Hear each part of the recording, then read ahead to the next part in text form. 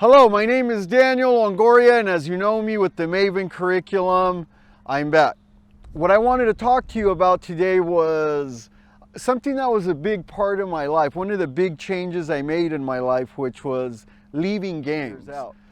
I have 40 years of experience in gangs. I have 20 years as an active gang member. Then when I paroled 20 years ago, I was an inactive gang member.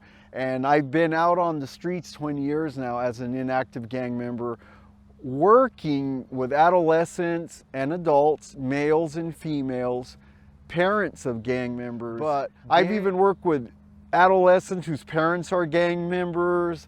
I've went to bereavement gatherings where somebody died from gang violence. So I've been connected to gangs in a lot of ways, more actually as an inactive gang member than I was as an active gang member.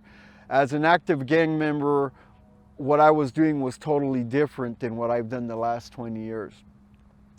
And there are stages to changing your life. And I wanted to share some of those stages with you. Some of the stages that I had to learn and I had to go through were pre-contemplation, pre-contemplating changing my life, contemplating changing my life, preparation, preparing to change my life, then taking action on that change and changing my life, and then the maintenance, which is maintaining a new way of life.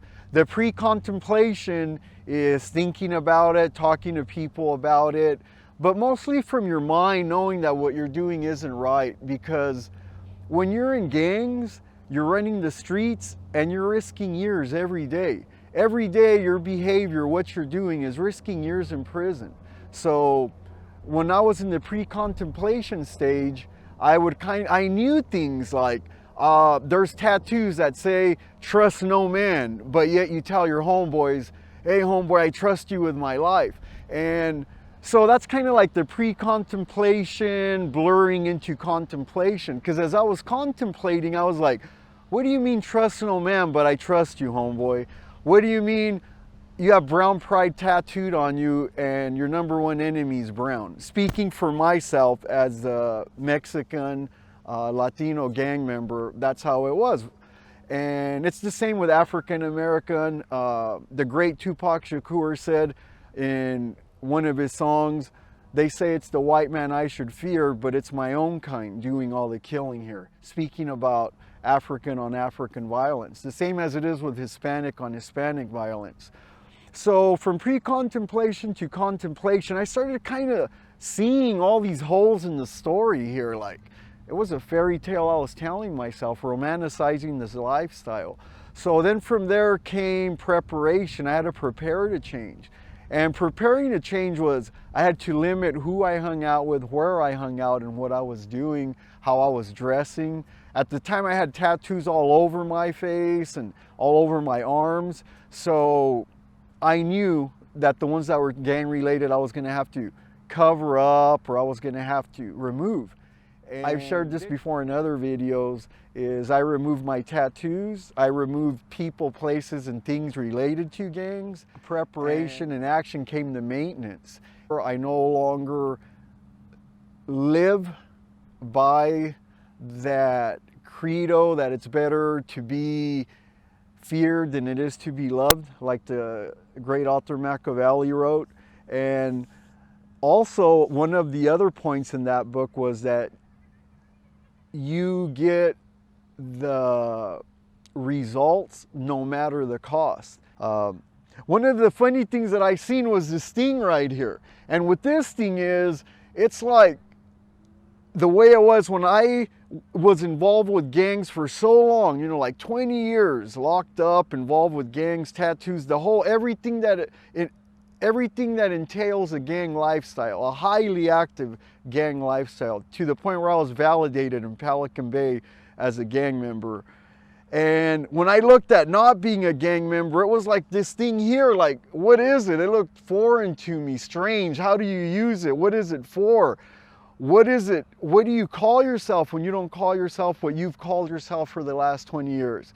And this thing is, what is it called? It's called jockey, disc catching in the catcher in their eye, disc catching basket. Yes. So I don't know if he's going to edit all that out, but yes, it's a disc basket, disc catching basket. And it's for frisbee golf. Like, you actually play golf with a frisbee. I had no idea how to play the game without being in a gang. I had no idea what tools it took to play this game without being in a gang, this non-active gang member game. Just like I didn't know what I needed to play this frisbee golf game. And there's a lot of analogies in life that I can use, but it can be like the same as a woman who's been with her boyfriend since she was 12. They were high school sweethearts, been married 20 years. Now in their 30s, they get divorced, and she doesn't know what to call herself or what her identity is anymore, because it was so much a shared identity. It can be a person like myself who was also dually diagnosed as an active gang member and an active substance user, abuser, to the point where I had a substance use disorder. I didn't know what I was going to be. I'd been using drugs since I was 10 years old, and I got clean and sober 6 months after I paroled, which was January 21st, 1997. I didn't know what I was going to call myself. I didn't know the tools I would need. I didn't know when I looked at sobriety, like I look at this disc basket catcher thing there. I didn't know what tools it was going to take. But I can tell you that the steps to change are pre-contemplation, contemplation, preparation, action, and then maintenance. And in closing, I just want to say you can't leave gangs by yourself, because we're herd animals. So being part of a gang, the attraction is you're never alone. And we weren't made to be alone. And I think Adam gave 2 ribs in Genesis to not be alone, and got Eve. But you know, we're herd animals as human beings, and we're not meant to be alone. And when you run with gangs and you run with a herd, you can't just say, okay, I'm going to isolate now. And part of my maintenance after I went to pre-contemplation, contemplation, preparation, action, part of my maintenance was surrounding myself with a new group of friends, mentors, a support group, people that weren't involved with gangs, people that were into other things, softball, bowling, art, entrepreneurs, solopreneurs, college students, and the list goes on. But I just had to surround myself with everybody but gang members, everybody but drug users, alcohol abusers. Not social drinkers. Please, those of you who enjoy a cold beer and can handle it, all props go out to you, but that's not me, because as far as it was with me, 1 was too many and 1,000 was never enough. But thanks again. Again, there are steps to changing, whether it's gangs, whether it's drugs, but in this particular case, this is how I got out of gangs. And this is just kind of like a real quick blueprint. Continue to look into the Maven curriculum and to newprovisions.org, my website, and continue to see the updates on what we're doing to elaborate further on how to overcome substance use disorder, gangs, and anger. Thanks a lot.